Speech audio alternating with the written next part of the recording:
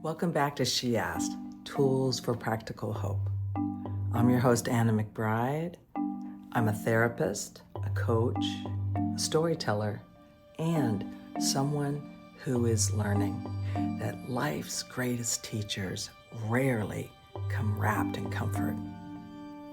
Sometimes they come wrapped as divorce, sometimes like grief, sometimes an illness, or failure, or uncertainty.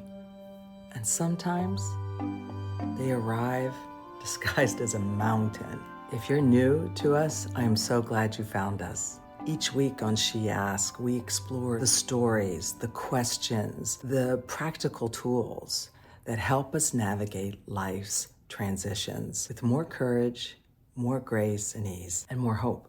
And if you're walking through your own season of change, whether that's grief, divorce, reinvention, or simply feeling called towards something more, I hope you'll know that you don't have to figure it out on your own. Through coaching, workshops, retreats, and this podcast, my greatest joy, is walking beside women as they rediscover who they are. You can always learn more at annamcbride.com. Today, I don't have a guest. It's just you and me. And honestly, I'm really looking forward to this conversation because something has been happening to me over the last several months that I didn't expect. As many of you know, I am training for the 29-029 Everesting event that's going to take place in Lake Tahoe later this year in October. It's an endurance event over 3 days that asks the participants to climb over 29,000 feet of elevation, the equivalent of Mount Everest. When I first signed up, I thought it was all about training to climb a mountain. Now, I'm not so sure. People ask me all the time, Anna, who would voluntarily do something like that? I know, it sounds crazy, right? Because some weekends I'm hiking for 8-9 hours. I walked 20 miles a couple of weekends ago in the pouring rain. And then the next weekend I hiked 17 miles with more than 4,500 feet of elevation climbing. And this week, I'm out in California because I just attended a training camp for the event that I'm going to be participating in, where we hiked over 40 miles, climbed over 6,500 feet of elevation in 2 days. It was intense, and it pushed me way, way, way out of my comfort zone. Now, these are all different trails, different weather, different challenges. But every hike has been teaching me the very same lesson. I've realized this mountain isn't changing me.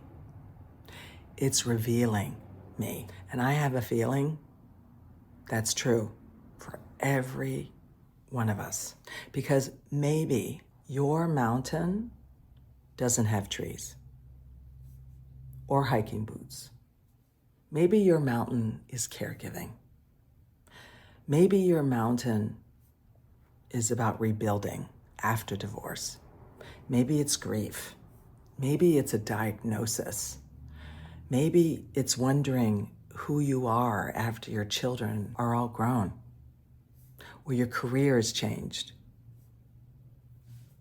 or the life you've been living is no longer looking like what you thought it would. Whatever your mountain is, I think the question is the same. Not, how do I get through this? But who is this experience inviting me to become? That's the conversation I'd love for us to have today. Because somewhere along all these trails that I've been hiking, I stopped believing the transformation happens when I reach the finish line, the summit. I started believing that transformation happens with every single step we're willing to take. So Let's talk about becoming, not achieving, not arriving, becoming. Let's begin. So this weekend, I attended a training camp. It was 2 days of intense hiking through the Sierra Nevadas. We were at a beautiful resort in Lake Tahoe. And the coach who led it, Coach Chris, has been with 29 since its beginning, about 10 years ago. And he's from this area, so he's very well versed on all of these mountain trails. He challenged us to hike in elevation, these long distances, for 8 to 10 hours a day, whatever it took to complete what was right ahead of us. And what happened was that in usual form, I showed up for this event ready to show everyone who I was. I am so used to being underestimated, discounted, or so it seems, because that's a story I was telling myself. You know, I've been an athlete my whole life, and I'm now 62. And what I learned this weekend is it's really hard for me to turn off that switch from performance to, I don't know, being present, enjoyment.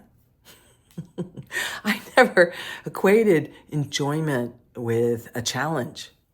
So day one, we had 16 miles of hiking to accomplish during the day, and then an invitation to do more.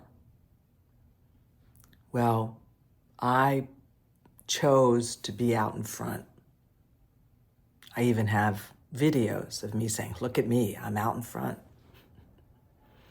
It's like my thing to be the leader. Like, I'll show them what I'm made of. And everyone was impressed. About this much. Anyway, I pushed my way through, I think it was over 3,000, 3,500, maybe close to 4,000 feet of elevation at such a pace that I finished the 16 miles under 8 hours, closer to 6.5 hours. And I tweaked my one of my calf muscles in my right leg to do it, because I could push through pain. Does this sound familiar to any of you? I will rise above everybody. I'm going to be first. I'm going to be special. I'm going to stand out. And then when it came time after that 16 miles was accomplished, we were supposed to do an additional elevation climb 1 or 2 times. It was 3 miles apiece. Straight uphill. Would have added another 1,500, maybe 1,200 to 1,500 feet of elevation climb. I chose not to do it. I said, I'm done. And I was sore. And my calf was, pushing me. Now, I wonder if I hadn't performed in that first stretch of hiking, would I have had extra to go up that mountain? Because the day of the event is anything in life. Pushing through, not paying attention, not pacing yourself isn't a good strategy. It sets you up for failure. It could, anyway. It can certainly disassociate you from your body and from the experience. You can intellectualize it. And I did all that. That was day one. On day two, the coaches challenged me. They said, can you stay in the middle or at the end of the pack? Can you do that? You're not allowed to be out in front. And just see what that feels like. See what comes up for you during that. What are your thoughts? What are your feelings? Oh my gosh, I was so pissed off. I was like, don't tell me what to do. Who's going to think I'm special if I'm at the end of the line? Because the losers are back there, right? The older people back there. What a reveal of who I was being during that. That attitude lasted, thankfully, for only the first 5 miles, which were all uphill. Something in me shifted. Something in me gave me permission to just be, to just breathe. And these coaches are really good. You know, they could spot the look on my face, the breathing technique that I had, right? To tell whether I was in comfort or discomfort. And their challenge was to remain in comfort as long as possible at a pace that suited my body. I don't have to be out in front. I don't have to show anybody that I'm special. I could just know it, or I could feel it, or I could just let that go. They weren't giving out awards for specialness, and they weren't giving out awards for pushing beyond what's healthy. And let me just say this. I'm really grateful that that happened, because even though I was mad about it, even though I had that bad attitude at the beginning, it really brought me back to this knowing that I have shared with so many clients, so many people throughout my therapeutic practice. I have said, you are special because you're here. You don't owe anybody anything. Just know that. Live from that. Act from that. I have to internalize that more. I have to be more intentional with the energy I bring to these challenges so that they're no longer a performance. They're about enjoyment.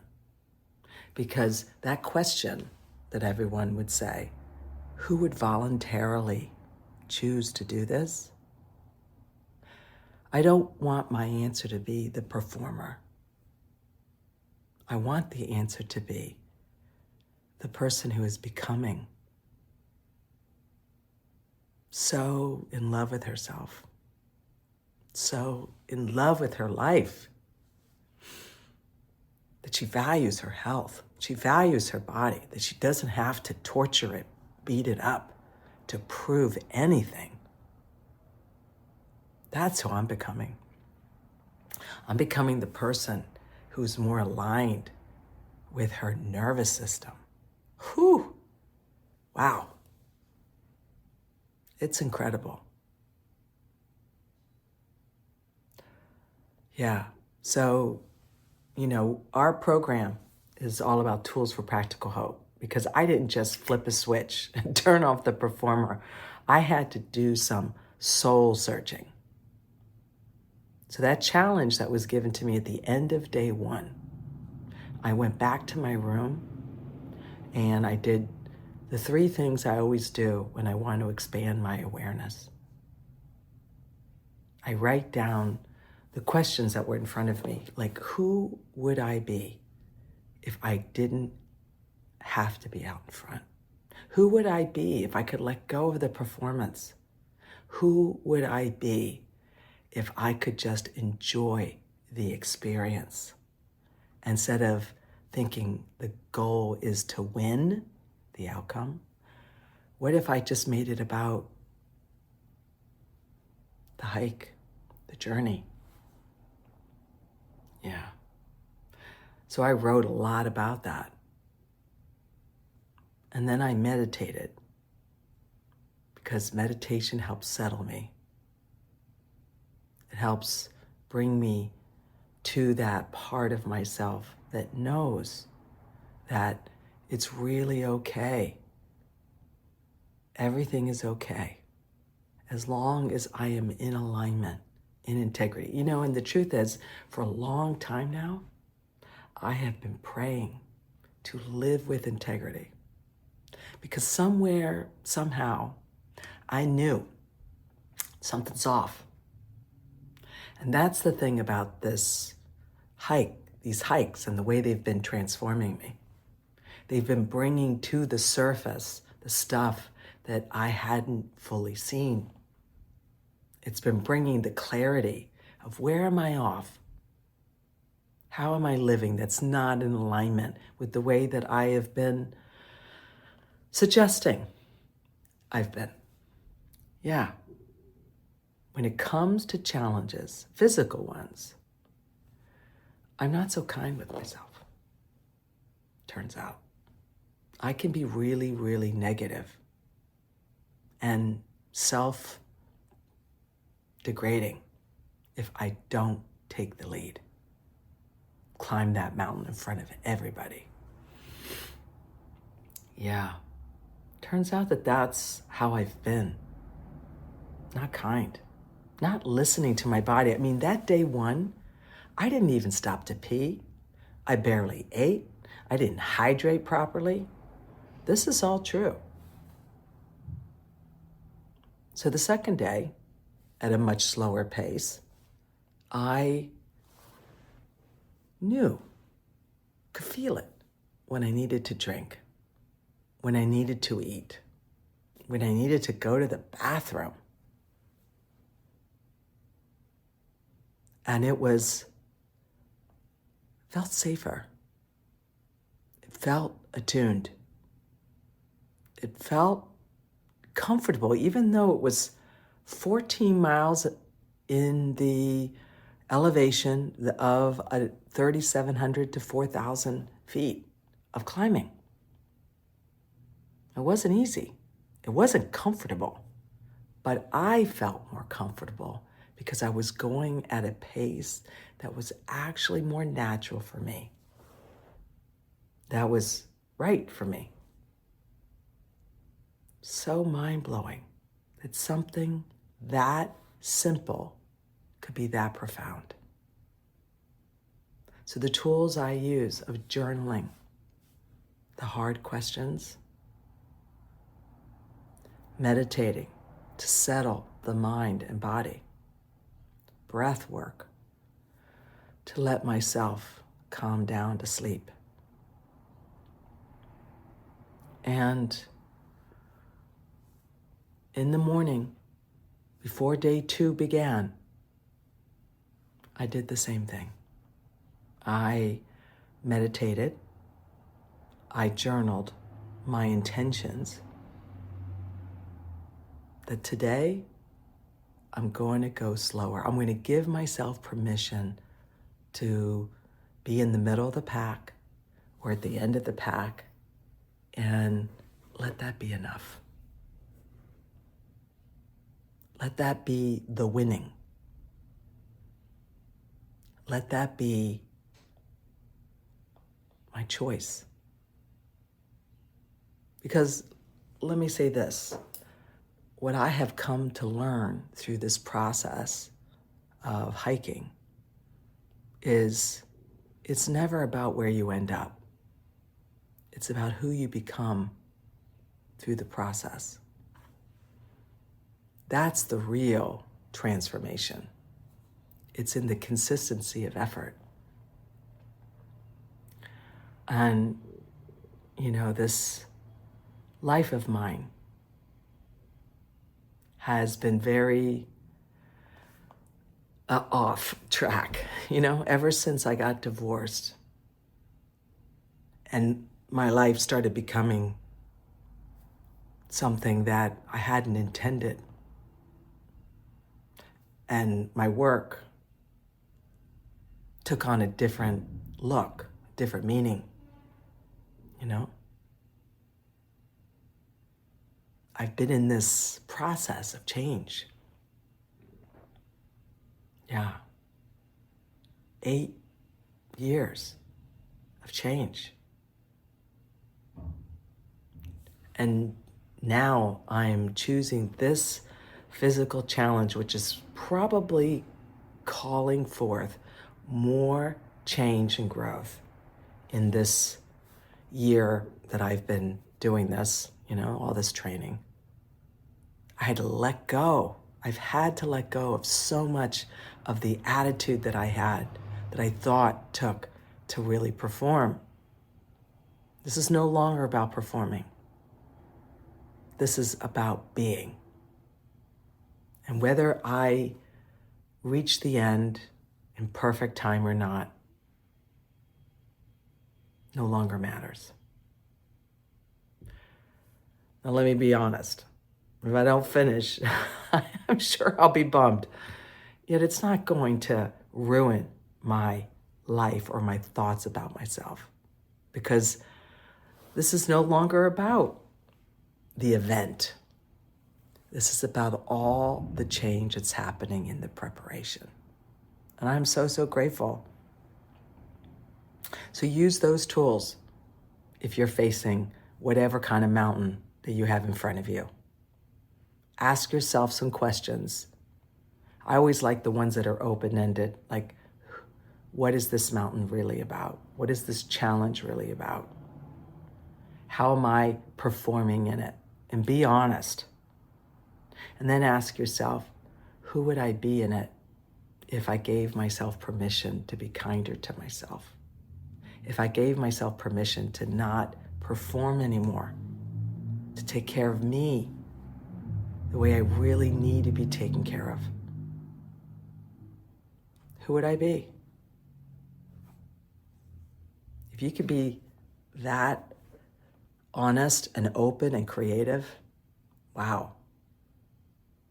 And then meditate. See yourself like that. Because if you see it, you can be it. Set those intentions. Set a promise and keep it. This is how we change. So, as we come to the end of this conversation, I'd like to leave you with 2 questions. What mountain are you climbing right now? And perhaps the more important question, who is this mountain inviting you to become? I don't know what season of life you find yourself in today, but I do know this: storms don't last forever. Neither do steep climbs. And neither does the version of you who first stepped onto the trail. If today's conversation resonated with you, I'd love to continue it with you. I've written a Substack essay called "The Mountain Isn't Changing Me, It's Revealing Me." Please, we'll have a little information about it in the show notes, so check it out. This is where I explore these lessons more deeply. And if you know someone who's facing a mountain of their own, please share this episode with them. Sometimes the greatest gift we can offer another person is the reminder that they don't have to climb alone. If you are looking for someone to walk beside you through this season of your life, I'd be honored to be that companion. Through one-on-one coaching, workshops, retreats, I help women move through life's transitions, not by avoiding discomfort, but by discovering the strength, the wisdom, and the grace that has been with them all along. You can learn more about that at annamcbride.com. Until next time, remember, the mountain isn't changing you, it's revealing you. It's revealing the person you've been becoming all along. You've been listening to She Asked, Tools for Practical Hope. And until soon,